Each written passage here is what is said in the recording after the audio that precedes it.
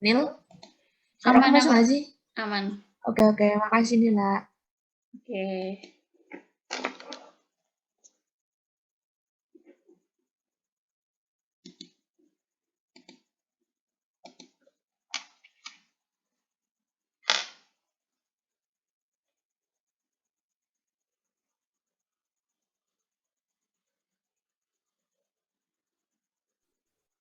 Ini bisa terbentuk cake itu gara-gara apa ya? Kurang sesuatu loh. Kayak misal kurang bahan tambahannya gitu. Kayak apa sih? Anti flocculating agent atau suspending agent yang kayak gitu-gitu. Udah ada belum ya?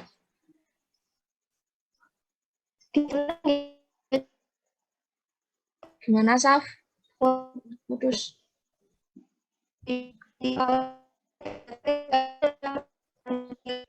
Suaramu putus-putus, Sab.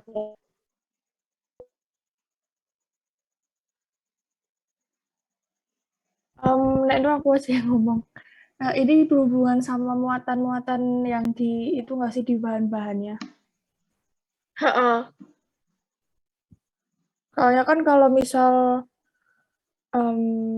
apa sih kemarin itu yang kalau muatannya lebih gede yang VR atau VA itu loh, kan dia Yang bakal ini zeta potensial gitu-gitu.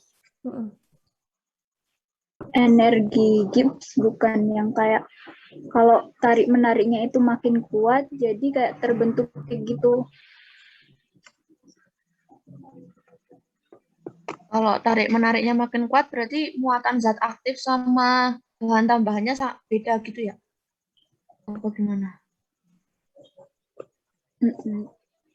Kayak misal di zat aktifnya muatannya positif, terus mungkin polimer atau apanya gitu muatannya negatif gitu, jadi banyak tarik menarik terus ngendap gitu. Apa gimana? Bisa. Caking sama mengapung tuh beda nggak sih? Beda. Pak caking di Caking lebih bawah. kayak mengendap gitu kan, dan susah didispersikan kembali gitu.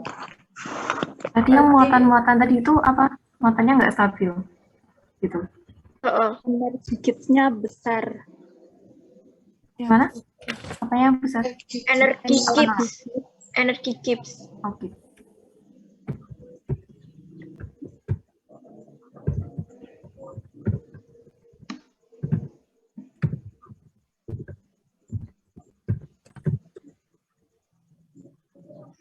Kalau mengatur zeta potensial itu gimana ya? Tadi tuh di video tuh Pak Ipul bilang bisa dimodulasi stabilitasnya terbentuk cake atau tidak dengan cara diatur zeta potensial.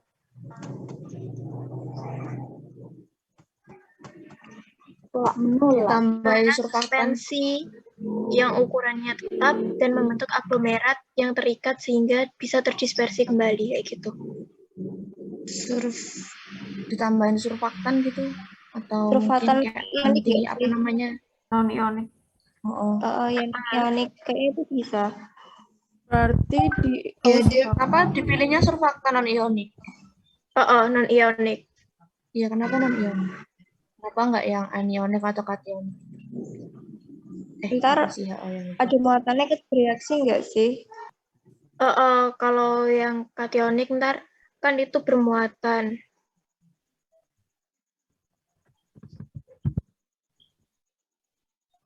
Berarti intinya yang non-ionik itu diberikan untuk menghindari adanya interaksi dari muatan-muatannya gitu. Ikatan gitu. Kalau enggak, evaluasi bahan-bahan bisa nggak sih? Mungkin kayak diuraiin dulu bahannya itu muatannya gimana, terus biar bisa nentuin zetanya. Beta-metason. Tadi Ika yang ngatur zeta potensial gimana, Kak? Kalau yang di catatanku tuh bilangnya kayak gini, yang zeta potensial bisa dimodulasi stabilitasnya terbentuk cake. Nah, itu caranya bisa diatur zeta potensialnya, di mana nanti suspensinya yang ukurannya tetap, itu akan membentuk aglomerat yang terikat lemah, sehingga dapat kayak terdispersi kembali gitu, kalau diatur zeta potensial. Tapi aku kurang paham sih, kayak pengaturan zeta potensialnya tuh kayak gimana.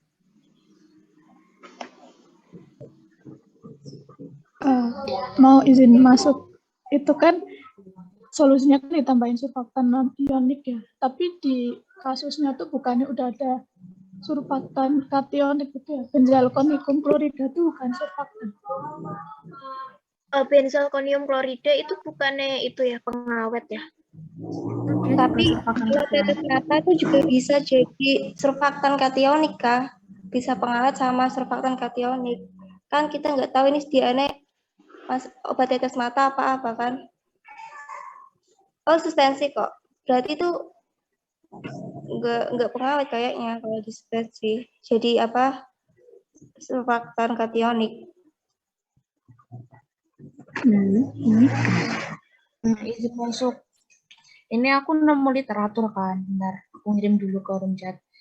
Jadi tuh kalau antifokulan ditambahin antifokulan gitu loh, kayak contohnya sodium piroposfat, sodium sitrat, sama sodium dihidrogen fosfat. Nah, mereka itu mengabsorpsi apa sih partikel-partikel suspensi. Nah, terus nanti electrostatic repulsion, nggak tahu itu apa. Itu pokoknya nanti bisa meningkatkan zeta potensialnya gitu. Jadi ditambahin kayak agen antifokulan. Contohnya itu yang di room chat itu. Oh, berarti kayak gini, diatur zeta potensialnya dengan penambahan antifoakulan seperti sodium piroposfat dan sodium sitrat atau sodium dihidrogen fosfat gitu. Oh. Tapi ya disesuaikan sama zat aktifnya nggak sih? Dan bingung juga kayak nyesuainya gimana. Apa berdasarkan muatannya ya? Sodium piroposfat itu loh, kalau nggak sitrat yang sering.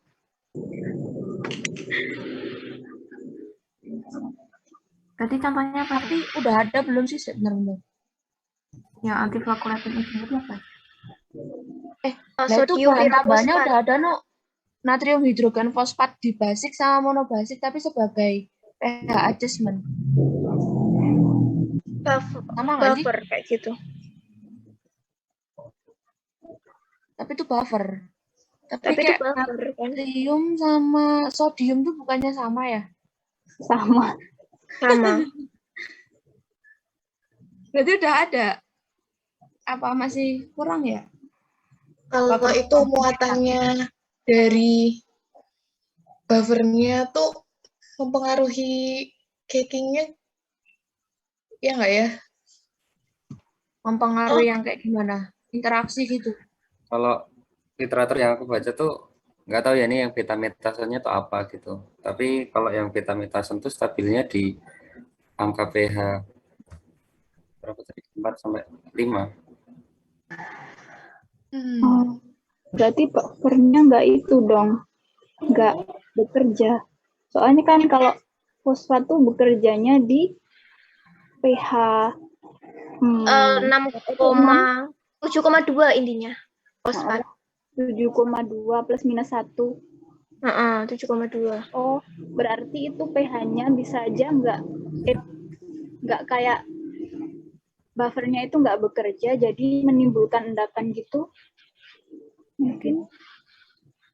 Bisa sih selfie. Soalnya yang dari Pak Ipul, dari video Pak Ipul itu bilangnya muatan itu dipengaruhi oleh pH. Jadi pH itu dapat mengaruhi muatannya gitu. Nah, itu nanti hubungannya sama zeta potensial tadi. Mau nanya, kalau beta-metason tuh kayak golongan kayak ionik, anionik gitu enggak? Kenapa nih? Bentar. Beta-metason tuh kan steroid, bukan sih? Iya enggak? Kalau di catatan aku tuh, kalau dia steroid, Dia tuh lipofilik. Bentar.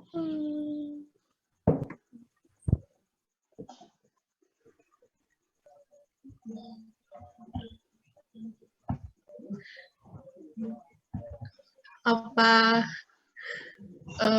kan betametasonnya tuh cenderung asam nggak sih? Terus habis itu buffer fosfatnya tuh cenderung basah. Terus habis itu muatannya tuh malah tarik menarik. Ya nggak sih? Apa? Nggak tahu deh. Betametason tuh stabil di pH berapa?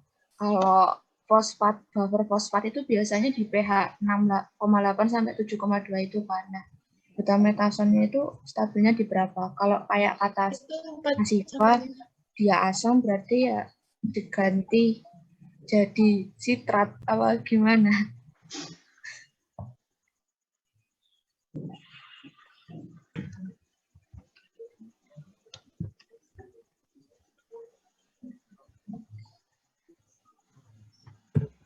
Oh iya ya, betametason kan asam. Kenapa buffernya dibikin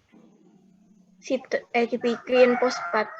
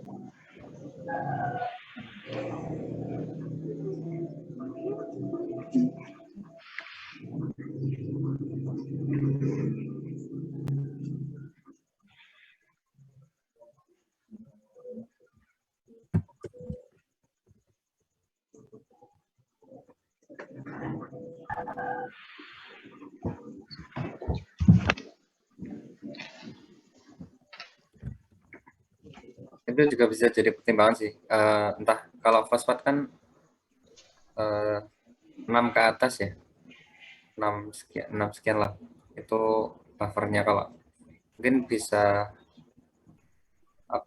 pakai asetat, mungkin karena memang stabil di pH sekian. Mas tadi yang pH stabilitas betametason berapa? Kalau Betametason tuh 4 sampai 5. 4 sampai 5. Nah, aku juga lupa ya, karena ini di semester 6 tuh sempat dibahas gitu loh. Antara misalkan nanti kalian juga bakal ketemu di semester 6 itu buffer fosfat sama asetat kayak gitu. Dan aku juga masih karena itu kita menyesuaikan betametasonnya kan 4 sampai 5. Nah, itu menurutku yang cocok ya pakai asetat gitu untuk buffernya, untuk kestabilan pH-nya gitu, dibanding yang fosfatnya.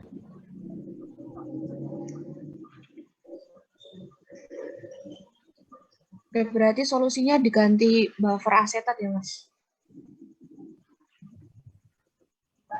Mungkin bisa jadi ya. Aku Ya, juga enggak belum juga bisa bisa aja. Terus yang lainnya juga mungkin bisa tambahkan. Mau nanya, antiflocculating agent sama flocculating agent itu sama apa beda?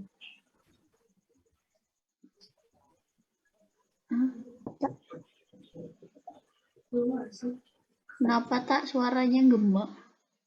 Flocculating agent sama antiflocculating agent itu sama apa beda sih?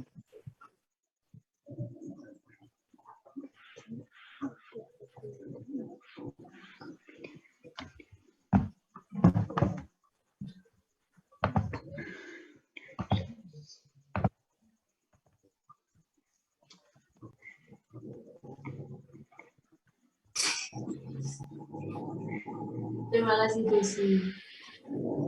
Nggak ngerti kita, jadi nggak bisa jawab.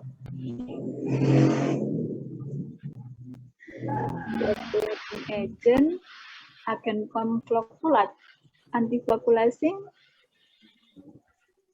biar nggak terjadi flokulasi. Nah, itu kan Bertolak belakang, Bu. gimana? Iya, lanjut ah. Itu katanya solusinya ditambahnya flocculating agent nggak sih? Biar nanti terbentuk flokkulat. Jadi bisa didispersikan kembali. Gitu. Tapi flokulat sama flokulasi kan sama. Apa nggak flokulasi itu malah jadi kayak gabung gitu tuh, jadi malah mengendap. Itu kalau di flokulasi. Tidak kan? Sama sih. Jadi, kalau di flocculating agent tuh, dia tuh kayak ngendapnya tuh lama. Nah, karena satu-satu gitu, jadi terbentuk kayak gitu loh. Soalnya lebih rapet gitu. Flokulasi kan masih mudah didispersikan.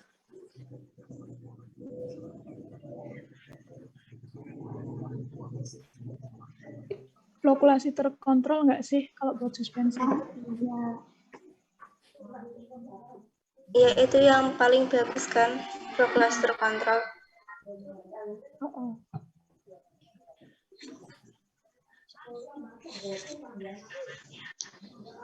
Nah, itu maksudnya terkontrol apanya gitu loh. Flokulasi terkontrol tuh kalau nggak salah kan kalau misal flokulasi itu kan dia tuh zeta potensialnya itu kan kurang dari critical value. Nah, kalau yang diflokulasi kan zeta potensialnya lebih dari critical value. Nah, flokulasi terkontrol itu dibikin zeta potensialnya itu nggak terlalu di bawah critical value gitu. Jadi kayak dikontrol gitu biar dia tuh punya sistem dispersi yang baik sama sedimen strukturnya itu juga baik gitu. Nanti sedianya dibikin flokulasi apa enggak? Flokulasi, tapi flokulasi yang terkontrol. Berarti solusinya ini ditambahinnya flocculating agent. Terkontrol. Yang solusi nomor 2 itu, dengan penambahan flocculating agent yang terkontrol gitu. Iya, Kak. Iya, itu dapar asam sitratnya ionisasi kedua. 4,76 pKa-nya. Artinya dihapus Pak. Yang kedua. Kayaknya berapa? Ini udah mau selesai. Ionisasi 2, pKa-nya 4,76. 4,76.